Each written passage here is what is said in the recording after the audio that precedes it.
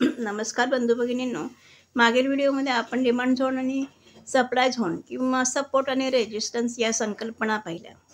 आपण त्याचा आता पुढचा भाग पाहणार आहोत की कोणती किंमत ही सपोर्टला, डिमांड झोनला या ठिकाणी वस्तूची खरेदी केली जाते आणि वस्तूची खरेदी जशी वाढत जाते तसतशी त्या वस्तूची टंचाई निर्माण होते आणि अशी एक लेव्हल येते की त्या लेव्हलला त्या वस्तूची किंमत वाढलेली असते आणि मग पुरवठा वाढतो आणि त्या वस्तूची मागणी कमी होते. मग मागणीच्या मानाने पुरवठा वाढत जातो म्हणून ती किंमत मग हळू परत खाली येते. तर हे आपण पाहिलं. पण मग काही वेळेस काय होतं, कमी किमतीला या ठिकाणी वस्तूची खरेदी केली जाते डिमांड झोनला आणि जसजशी किंमत वाढत जाते रेजिस्टन्सपर्यंत ती किंमत वाढलेली असते. या ठिकाणी काय व्हायला पाहिजे, किंमत वाढलेली आहे म्हणजे या ठिकाणी पुरवठा वाढायला पाहिजे आणि मागणी कमी व्हायला पाहिजे. पण काय झालेली या ठिकाणी मागणी वाढलेली आहे आणि पुरवठा वाढण्याऐवजी मागणी वाढलेली, ज्या किंमत वाढलेली असताना सुद्धा मागणी वाढलेली दिसते. म्हणजे हा रेजिस्टन्स ब्रेक केला आणि किंमत वर गेली. म्हणजे या ठिकाणी जास्त किमतीला जास्त मागणी केली गेली. तुम्हाला मागणीचा नियम माहिती आहे, किंमत वाढली असता मागणी कमी व्हायला पाहिजे. या ठिकाणी पुरवठा वाढायला पाहिजे होता, पण या ठिकाणी किंमत वाढलेली असताना सुद्धा मागणी वाढलेली दिसते. का वाढलेली दिसते? कारण मागणीच्या नियमाला काही अपवाद आहेत. कारण की काही वस्तू अशा असतात बाजारामध्ये की त्यांची किंमत वाढलेली असते, त्यांची मागणी कमी करायला पाहिजे. किंमत वाढलेली असताना मागणी कमी करायला पाहिजे, उलट किंमत वाढलेली असताना मागणी वाढलेली दिसते. कारण की ग्राहकांचा असा अंदाज असतो की ही किंमत जर आता आपण घेतली नाही तर भविष्यामध्ये याच वस्तूची किंमत आणखी वाढेल. म्हणजे भविष्याचा अंदाज घेऊन जास्त किमतीला वस्तूची खरेदी केली जाते. उदाहरणार्थ दिवाळीचा सण असतो, दसऱ्याचा सण असतो, त्यावेळेस अनेक वस्तूंच्या किमती वाढलेल्या असतात. मग आपण काय करतो, कमी किमतीला जो अगोदरच खरेदी करून घेतो. मग त्यावेळेस कमी किंमत असते का? नाही, किंमत जास्तच असते त्यावेळेस. पण आपण काय करतो, ती किंमत जास्त असते त्यावेळेस आपण ती खरेदी करतो, कारण की दिवाळी दसऱ्याला आणखी त्या वस्तूची किंमत वाढणार असते. म्हणून त्या वस्तूची किंमत वाढलेली असताना सुद्धा खरेदी वाढलेली दिसते, मागणी वाढलेली दिसते, कारण भविष्यात त्याच वस्तूची किंमत आणखी वाढणार असते. म्हणून त्या वस्तूची महाग किमतीला ती वस्तू खरेदी केली जाते, त्या वस्तूची मागणी केली जाते. म्हणून मागणीच्या नियमाला काही अपवाद आहेत. असे अपवाद असल्यामुळे मग अशा वेळेस हा नियम खरा ठरत नाही. मग अशा ठिकाणी मग रेजिस्टन्स ब्रेक केलेला आहे आणि किंमत काय केली, वर गेलेली आहे. मग या लेव्हलला, ही जी लेव्हल आहे या लेव्हलपर्यंत मागणी वाढलेली आहे आणि आता ग्राहकांना वाटतं की इथे आपण मागणी थांबवायला पाहिजे, की या ठिकाणी किंमत फार जास्त झालेली आहे आता. आणि मग या ठिकाणी पुरवठा करणारे विक्रेते काय करतात, किंमत वाढलेली आहे, आपण आता पुरवठा वाढवायला पाहिजे, त्याचा फायदा घ्यायला पाहिजे, म्हणून विक्रेते आपल्या वस्तूचा पुरवठा वाढवतात आणि जसजसा पुरवठा वाढवतात तसतशी त्या वस्तूची किंमत काय होत जाते, कमी होत जाते. कारण की मग मागणी कमी असते, पुरवठ्याच्या मानाने मागणी कमी असते आणि पुरवठा जास्त असतो म्हणून वस्तूची किंमत कमी होते आणि कमी होते म्हणून ती वस्तू जी असते ते खालच्या रेजिस्टन्स जो पूर्वीचा होता तो आता सपोर्ट झालेला आहे, त्या लेव्हलला येते.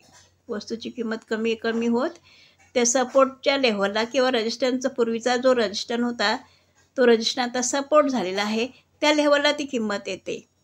पुरवठा हा जास्त आणि मागणी कमी असल्यामुळे किंमत कमी होत जाते. परत ही जी किंमत आहे ही किंमत ग्राहकांना योग्य वाटते.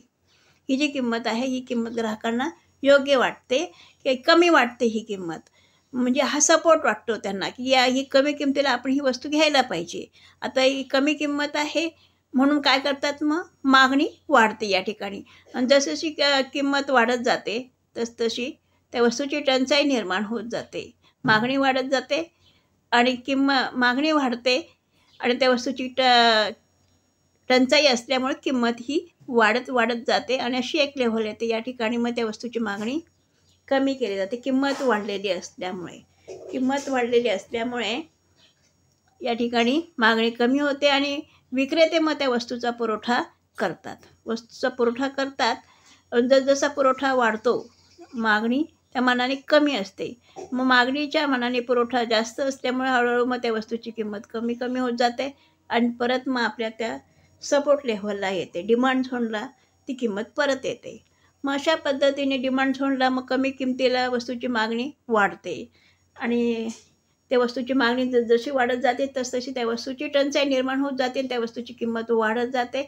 अशी एक लेव्हल येते की त्या लेव्हलला त्या वस्तूची किंमत वाढलेली असते, मग त्या वस्तूचा पुरवठा वाढत जातो. तर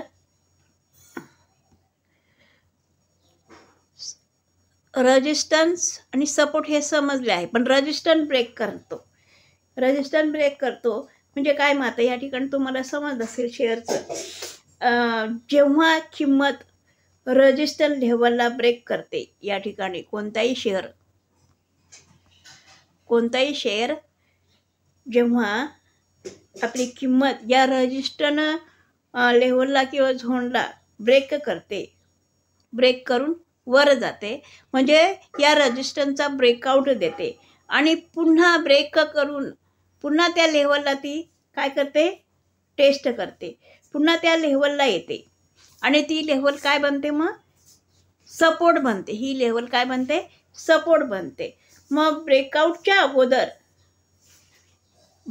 अगोदर हे काय होता, हा रेजिस्टन्स होता आणि ब्रेकआउट नंतर तो काय झाला, ती लेव्हल सपोर्टचं काम करू लागली. ही लेव्हल सपोर्टचं काम करीत आहे. अशा वेळेस मार्केट बुल मार्केट असते. मग अशा पद्धतीने रेजिस्टन्स ब्रेक करून एखादा शेअर वर जातो म्हणजे तो रेजिस्टन्सचा ब्रेकआउट देतो आणि वर गेल्यानंतर पुन्हा त्या लेव्हलला तो टच करायला येतो. ती जी लेव्हल असते पूर्वीची ती रेजिस्टन्स असते, आता ती लेव्हल काय झालेली असते, सपोर्ट झालेली असते. तर अशा पद्धतीने तुम्ही रेजिस्टन्स ब्रेक करून तोच रेजिस्टन्स सपोर्टचं काम करतो हे तुमच्या लक्षात आलं असेल. म्हणजे चार्टवर किंमत 3-4 वेळा रेजिस्टन्सला या ठिकाणी बघा, या ठिकाणी टच करून रेजिस्टन्स झोन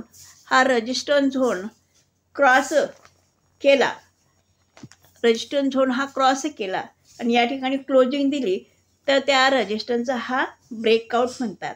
बाजारात त्यावेळेस तेजी आली आहे असे आपण म्हणतो. नंतर अशा पद्धतीने रेजिस्टन्स सपोर्ट कसा बनतो याचं उदाहरण मी तुम्हाला सांगितलं. खूप मोठा होऊन जाईल हा व्हिडिओ, आपण या ठिकाणी थांबूया. याचा पुढचा भाग आपण पुढच्या व्हिडिओमध्ये बघूया.